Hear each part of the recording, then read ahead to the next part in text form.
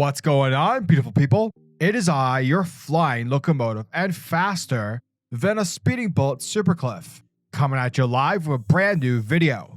So for today's video, I want to talk about the recent Joe Rogan podcast featuring Zack Snyder, specifically regarding Zack's comments on Batman, how he views Batman and superheroes, and why his films, his comic book film attempts, never get the general audience recognition as opposed to other directors. Now, me personally, I don't hate Zack Snyder. For all intents and purposes, I think he's a genuine guy. I just don't care for his storytelling along with his horrendous color palette. And yeah, basically everything he said about Batman, I 100% disagree with. But before we dive into the magical video world of Batman and the majestic landscape that is the Joe Rogan experience, if you are new to the channel, then smash that like and subscribe button. That way you guys never miss out on anything that happens on this majestic channel. So what are you waiting for? Let's raise the bar and go full on Super Saiyan. Hit that subscribe button. Thus, without further ado, let's get into it.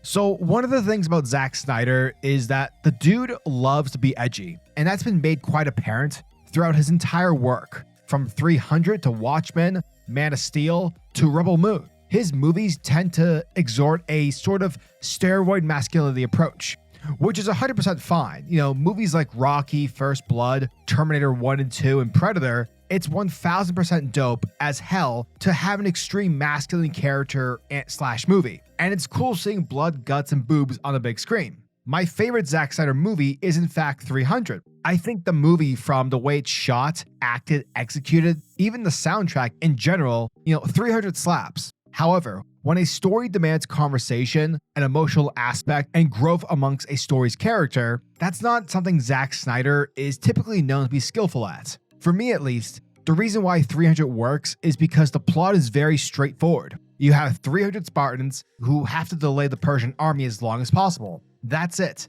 That is the mission. 300's whole story is told through its action, along with a physical display of unity and the unwaveringness of Spartan culture in a mid-2000s Hollywood lens. And that's why 300 succeeds. 300 doesn't need to rely on dialogue, character growth. The movie isn't focusing on heavy themes like whether or not God is real or what does it mean to be depressed. 300 is very simple. Now, the problem is when you carry that same approach in every other one of your films, such as Man of Steel, a fucking Superman movie. The issue you run into, Zack, is the fact that Superman isn't a Frank Miller Spartan warrior. Superman doesn't originate from a Frank Miller graphic novel meant for adult reading. Not every DC comic book is The Dark Knight Returns. Not every DC comic book is written by Frank Miller. A Superman movie requires nuance. It requires more than the usage of saturated colors, bloody action, and murder. Superman requires actual color, a character arc, a sense of growth and theme in its story. Sure, Superman killing Zod at the end, makes sense, but that's because we're not Superman. We're basic human beings. We suck, and we will always take the easy way out. Superman won't. He'll try his hardest to save a life, and even if it is a villain's, that's what makes Superman great. You also add in the fact that Man of Steel didn't have chemistry with its characters. It didn't have a message, a character arc for Clark. That's why a majority of the general audiences didn't care. Zack's version of superhero telling, general audience-wise, doesn't hit. And honestly, all of which I've mentioned, aside from sometimes the action and certain still shots he has, that's why a lot of his movies are meh. They're not invoking emotion for many viewers. They're not giving you a reason to care for the characters. A lot of things are happening with little substance. The Zack Snyder palette, the Zack Snyder approach, simply doesn't jive with DC superheroes. The Zack Snyder tendencies don't jive with a general audience, and oftentimes his excuses, his mannerisms can come off as being pretentious. Now, when it comes to Batman and him killing, like I said earlier, Zack Snyder loves to be edgy, so it makes all the sense for him to want Batman to kill. Now, obviously in today's world, Batman doesn't kill. That's a widely known fact. However, in past movies and Golden Age old school comics, along with the Elseworld stories such as The Dark Knight Returns, Batman has killed. But let's, touch on it with context. Because yes, context is actually needed. Batman was created way back in 1939, first debuting in Detective Comics issue number 27.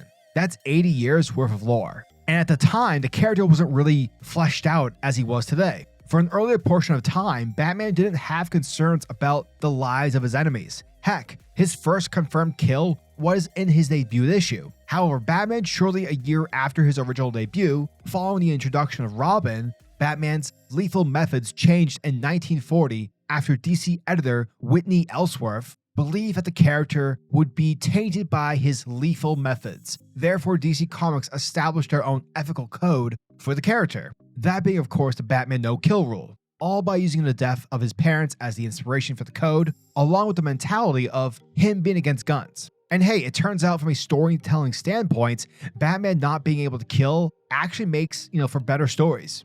What, your moral code just won't allow for that? It's too hard to cross that line? No! God almighty, no! It'd be too damned easy. All I've ever wanted to do is kill him. A day doesn't go by when I don't think about subjecting him to every horrendous torture he's dealt out to others, and then end him.